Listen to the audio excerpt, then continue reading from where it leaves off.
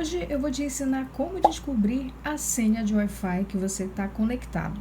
Bom, para isso a gente vai precisar ter dois smartphones, um que está conectado a uma rede Wi-Fi, ok? E o outro que a gente vai usar para conseguir descobrir essa senha. Bom, então o que a gente vai fazer é o seguinte: esse celular aqui do meu lado esquerdo é o que está conectado à rede. Então eu vou baixar aqui a barra de tarefas, tá? A barra de ferramentas do celular. Vou pressionar aqui sobre a minha rede Wi-Fi que eu estou conectada.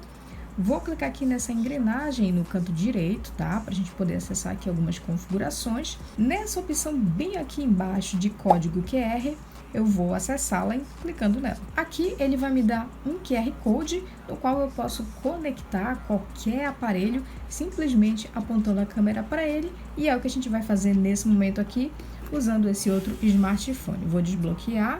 Vou acessar a câmera do celular e vou apontar para o QR Code. Então, vou clicar aqui nessa bolinha amarela que apareceu na minha câmera. E agora, aqui embaixo, ele mostra para mim não apenas o nome do Wi-Fi, como também a senha dele. Então, aqui a gente consegue descobrir de uma forma bem simples qual é a senha do Wi-Fi que a gente está conectado. Eu posso copiar essa informação ou eu posso simplesmente anotar em algum lugar, ou então me conectar também a esse Wi-Fi. Galera, se você puder, eu vou deixar aqui na descrição e também no comentário fixado o nosso código Pix. Se você quiser enviar qualquer valor, isso ajuda muito o nosso canal para a gente poder continuar produzindo conteúdo para vocês. Espero que esse vídeo tenha te ajudado. Não esquece de sempre se inscrever aqui e deixar também um joinha. A gente se vê numa próxima e até lá!